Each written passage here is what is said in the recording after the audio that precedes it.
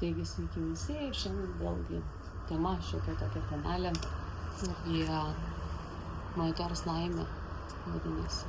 Ir ne šiaip moters laimę, galbūt apskritai laimę, kada mes esame laimingi, ne? Vat, tarkime, kažką tai veikiame gyvenime ir mes esame laimingi. Iš esmės šiandien ruošiuosi į, tarkime, tam tikrus susitikimus važiuoti, pokalbį ir panašiai. Ir labai norisi kalbėti, kažkaip atėjo tokia tema ir tokia mintis, apie kurią norisi šiandien prakalbėti. Besiruošiant, tarkime, ruošiesi kažkur tai, kažkokį tai pokalbį ir panašiai. Aš staiga atkreipiau vieną tokį momentą dėmesį, kad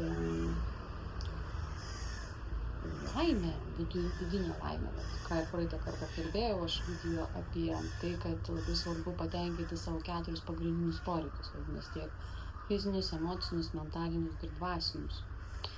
Ir dalykai, kada mes gyvenime darom dėl to, kad reikia ir dėl to, kad norime. Tai šiandien apie tą žodį reikia ir apie šiandien tą momentą, kada mes norime. Šiek tiek pabandysiu pasigilinti į tai, iš kur tai ateina ir perduoti tą žinutę, tarkime. Kodėl kartais gyvename gyvenime dėl to, nes reikia? Tarkime, kai kurie net mąsto, reikia gyventi dėl to, kad reikia pastatyti namą, reikia sukurti šeimą, reikia pabaigti studijas, reikia pasiekti kažkokių tai tam tikrų rezultatų ir atkreipkite dėmesį, kad yra nuolatos žodis reikia. Ir tas reikia, kada žmogus įsijungia tik tai tą gyvenimo etapą, kada tik tai reikia, ne? Nuolatos reikia kažką tai padaryti. Ir tai yra ganėtinai sausas momentas gyvenime. Tačiau šiam momente, tame reikėtų atskirti tų pagrindinius dalykus, kad gyvenime yra dalykai, kurie reikia ir yra dalykai, kurių mes norime. Ir būtent tas, kada atrandame tą žodį noriu, vadinasi, tada yra tai, kad galų galiausiai mes pradedame realizuoti kažką, savo vidinius norus, ne? O kada gyvenimas yra sukoncentruotas, nes reikia, ypatingai čia galbūt žinutė mamytėms, kurios, tarkime, augina vaikus ir kartais augindamos vaikus gyvena ant to, kad reikia nuolatos, reikia vaikui mokyklą išleisti, reikia vaikui ten tą, reikia trečią, ketvirtą, reikia, ne? Ir netgi tais momentais, kada moteris, tarkime, gražinasi, dažosi, puošiasi, tai vėlgi tampa, nes reikia. Ir kur ta meilė savo iš esmės? Meilė savo yra ne tada, kada reikia, o tada, kada tu nori. Ir visi dalykai, kada mes darome dėl to, nes mes norime tai daryti, kažką, gali būti labai elementari situacija. Galime skaityti knygą dėl to, kad norite skaityti knygą, ne? Žmogus nori skaityti knygą. Ir kada jisai nori skaityti knygą, tada ta knyga, kurią jisai skaito, jis ją išgyvena. Jis ją suvokia, jis ją girdi tą knygą, ne? Ne tik, kad skaito, bet ir suvokia ir mato ir panašiai. Ir šiandien daugiau tą tokį, kada žmogus praranda tą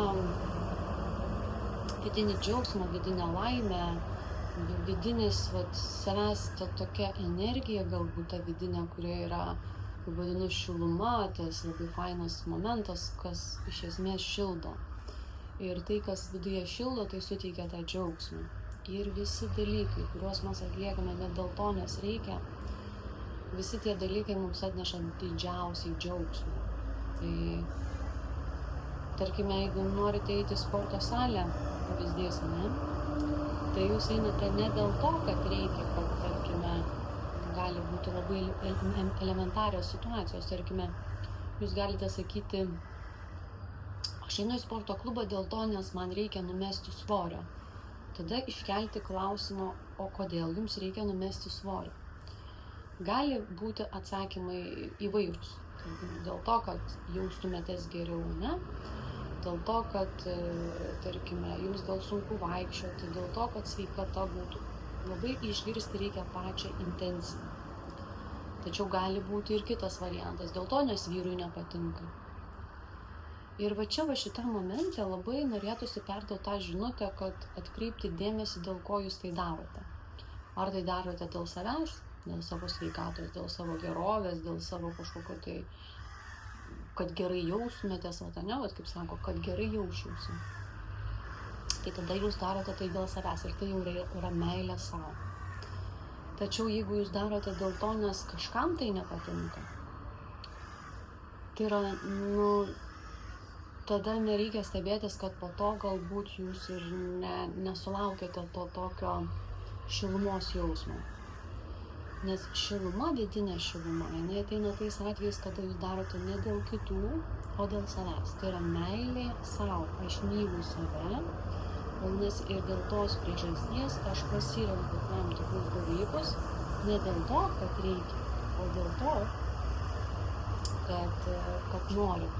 Noriu, tarkime, noriu, kad sveikata geresnė būtų, noriu galbūt, kad mano klubai sumažėtų. Noriu, kad jūs tada darote tai dėl savęs. Ir šitas momentas labai yra svarbus. Ir šiandien aš sėdėjau ilgą laiką taip, kada teko dažiausi, tarkim, ruošiuosi į pokalbius ir aš jaučiu tą savyje esančią programą reikia. Ir tos programos, tos mūsų vidinės, nesuvoktos ir nepastebėtos, jos būna veikia automatiškai. Ir aš tada pradedu analizuoti, o kodėl čia toks reikia? Tada, kada aš puošiuosi, aš gražinuosi, aš nebejaučiu iš to malonumo. Tai tampa liktais prievolė, tai tampa lik reikia padaryti taip, nes iš esmės dėl to, kad reikia. O kada mes gyvenime elgiamės dėl to, kad mes norime, tarkime, elementarus pavyzdys, kada jūs atsistojate prieš veidrodį ir dažotės.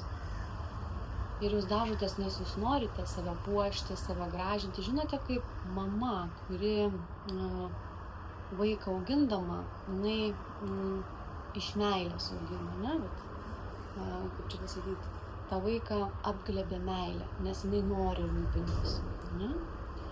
Ir čia yra du skirtingi modeliai, kada mama augindama vaiką nori vaikų rūpintis, o yra, kada mama augindama vaiką augina, nes reikia. Ir ten, kur augindamos jos augina, nes reikia, tai tada vaikas ir negauna meilės atitinkamos, tarkim, šilumos tos, kas yra labai svarbu motiniškoje meilėje. Ir yra tokių elementarių pavyzdžių, kada tėvai įdarbina vaikus, nes kažko reikia, visada reikia, ir mokomi yra vaikai, reikia padaryti pirmiausia tą, reikia tą, trečią, ketvirtą. Ir, žodžiu, vaikai įgauna tą tokį gyvenimo momentą, gyventi nes reikia. Tai šiek tiek aš tokio liečiu ir psichologinio aspekto, iš kur ateina tie dalykai, nes reikia. Ir tarp kitko labai norisi perduoti tą žinią, kad atkreipti dėmesį, kada įsijungia žodis arba vidinė programa reikia. Iš kur tai ateina? Kokios priežastys tai lemia, kad kartais gyvenimas vyksta, nes reikia. Kaip ir minėjau, gyvenime visada yra balansas. Yra tada, kada mes atliekame darbus, nes reikia, bet yra ir laikas, kada mes norime. Tai vadinasi, mūsų darbas, mūsų laisvalaikis, nieko nėra smagiau, kada ir darbas tampa tuo, nes jūs norite tą darbą dirbti, Ir tai yra patys nuostabiausi dalykai, kada žmogus patiria tą džiaugsmą, vidinę laimę.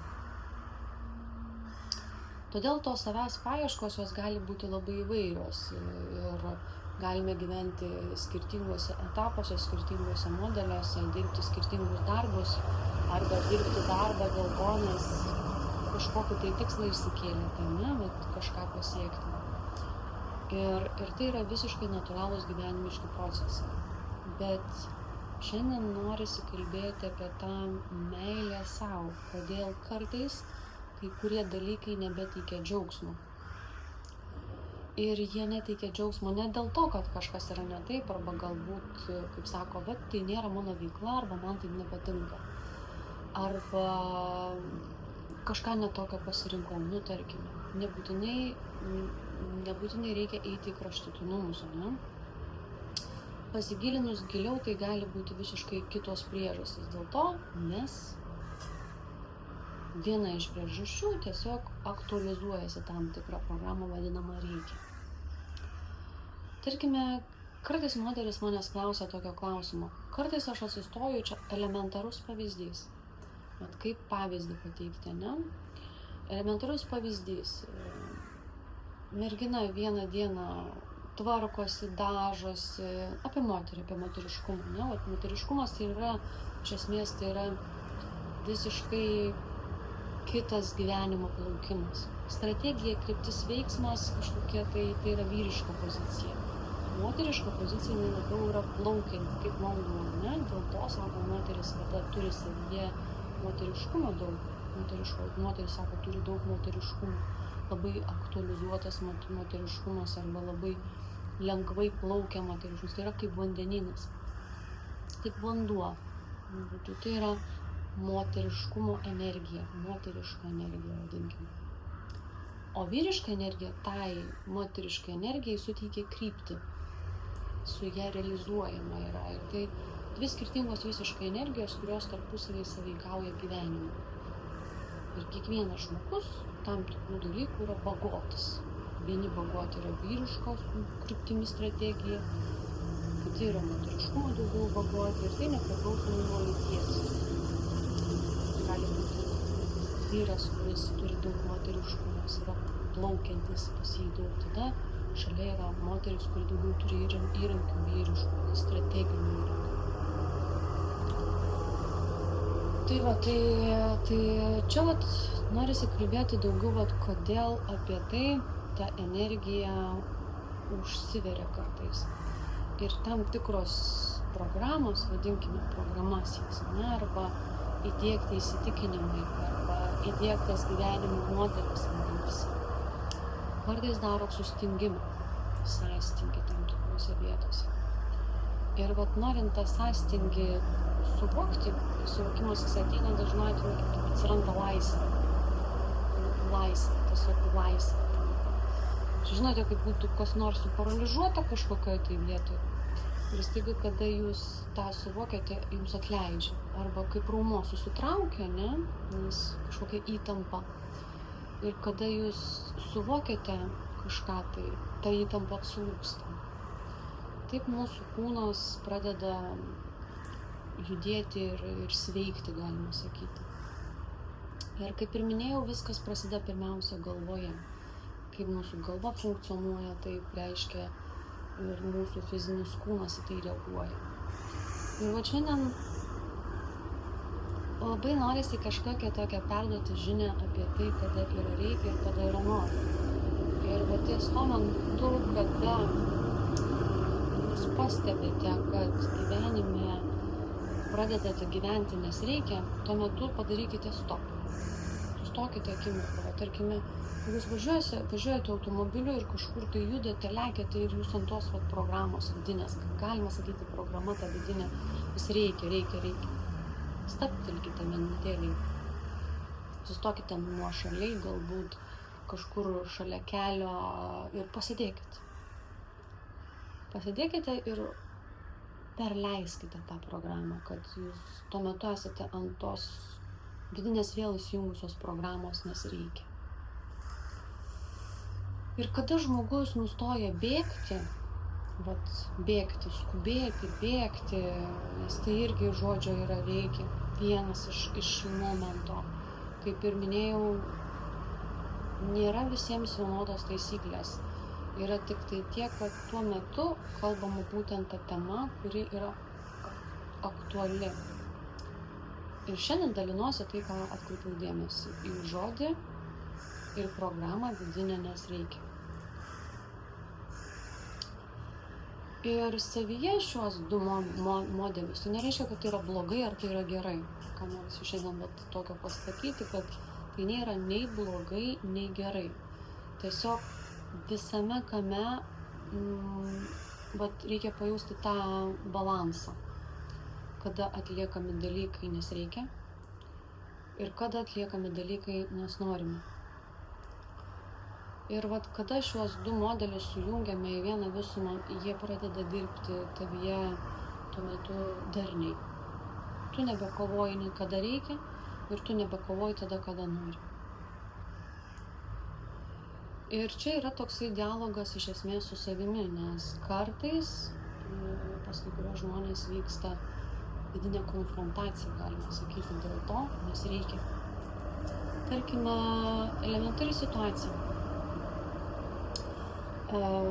Vaikui reikėjo mokytis vaikystėje, ne? Tarkime, tėvai reikalavo iš vaikų, kad jie gerai mokytųsi.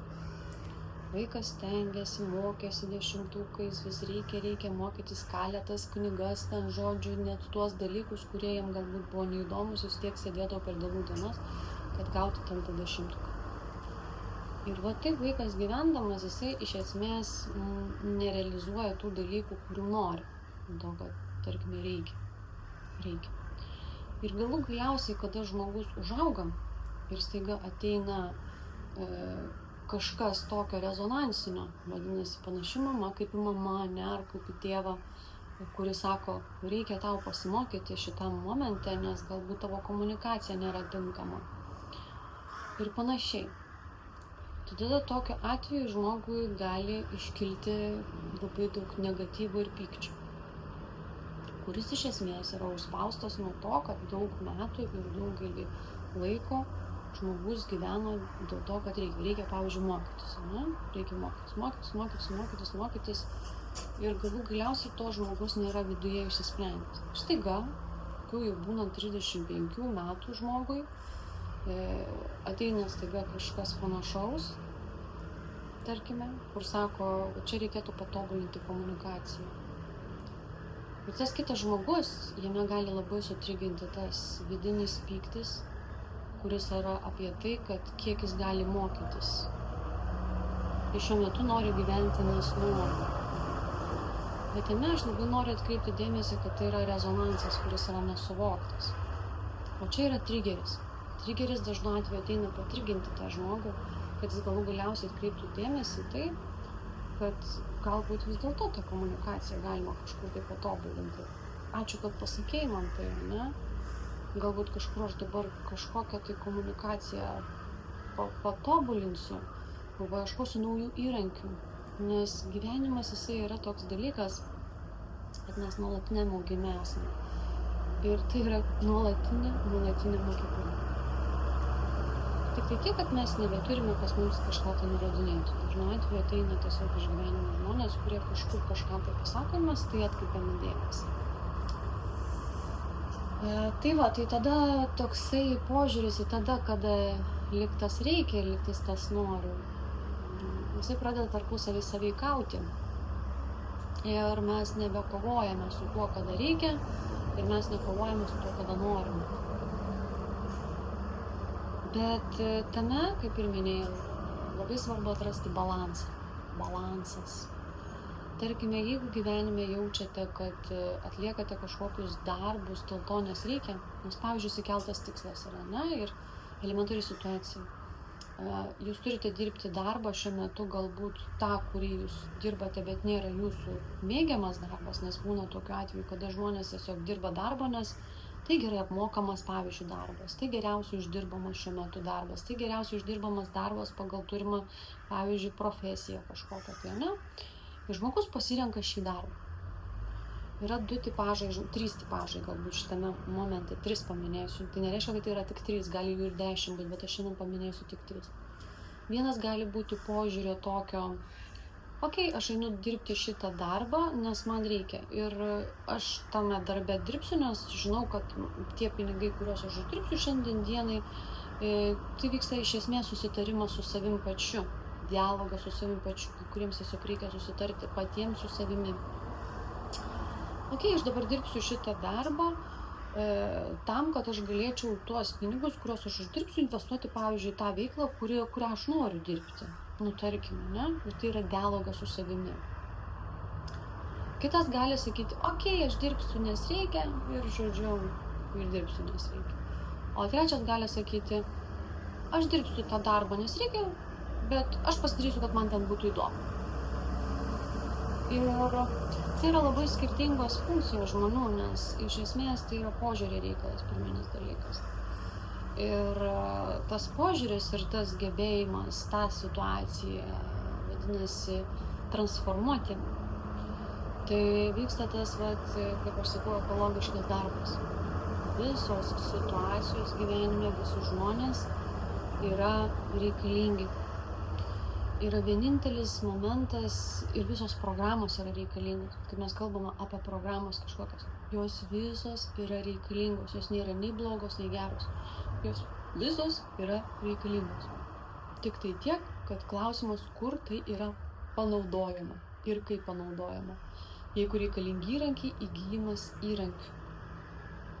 Ir tada panaudoti tuos savo gebėjimus, vadinkime, programas pagal kažkokius turimus įrankius. Tarkime, elementarus pavyzdys. Jūs galite tapyti paveikslą tik akvareliniais dažais. Ne? Ir tai yra jūsų įrankiai. Tam, kad jūs nutapytumėt akvarelę paveikslą, jums reikalingi akvarelė, teptukai ir panašiai taip toliau. Ir jūs gaunate tą paveikslą. Yra žmonės, kurie gyvena ir dirba ties to. Tačiau yra žmonės, kurie ateina laikas kažkokio įgyti įrankių. Tarkime, jūs galite dažyti paveikslą, yra akriliniais dažais. Galite dažyti paveikslą su reljefais, jūs galite dažyti ir būtent tai žmogų praturtina. Jis tampa savo profesijos virtuozas. Na, tarkime, gyvenime lygiai vyksta tie patys principai. Vadinasi, kada žmogus įgyja daugiau įrankių, jis gali komunikuoti su įvairiais žmonėmis. Tarkime, yra tik tai dėstytojai, kurie, ne? Jie turi gerą įrankį dėstyti.